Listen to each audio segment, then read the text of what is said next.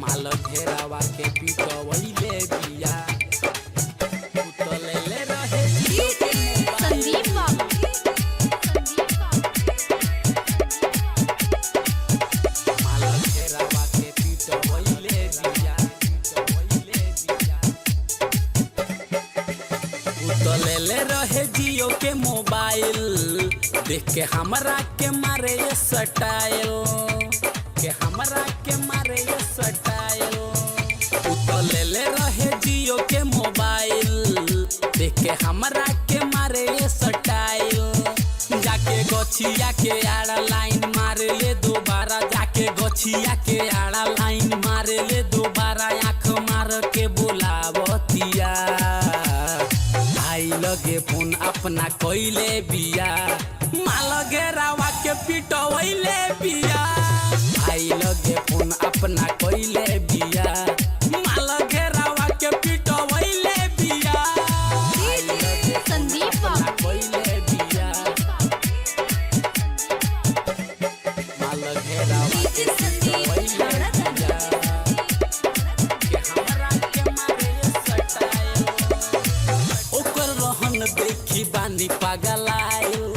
हमरे के देखिए के मारे समायो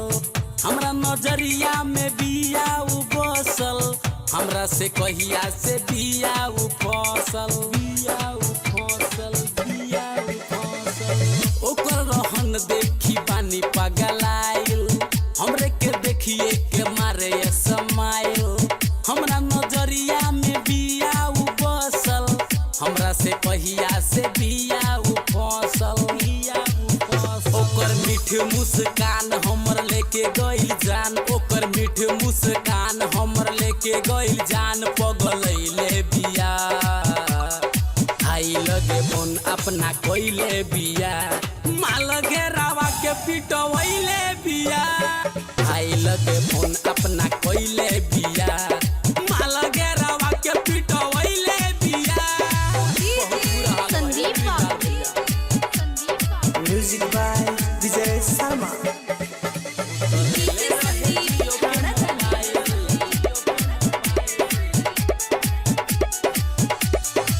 हमरा से मिले के ऊ करेले बहाना अपन जवानी के देखावे कारखाना विजय शर्मा काटत रहले चानी राइटर दिनेश जाने सगरो कहानी हमरा से मिले के ऊ करेले बहाना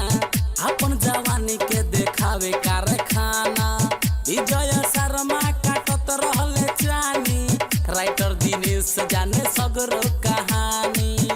दुनु फूलल बाटे गाल बुरा भइल बाटे हाल दुनु फूलल बाटे गाल पूरा भइल बाटे हाल इज्जत गांव में छिटवैले बिया भाई लगे फोन अपना कोइले बिया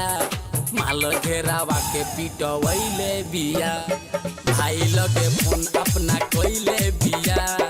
माल घेरावा के पिटवैले बिया माल घेरावा के पिटवैले बिया म्यूजिक बाय विजय शर्मा। ले रहे जियो के मोबाइल देख के हमरा के मारे स्टाइल जाके गछिया के आड़ा लाइन मारे ले दोबारा जाके गछिया के आड़ा लाइन मारे ले दोबारा आँख मार के बुलावतिया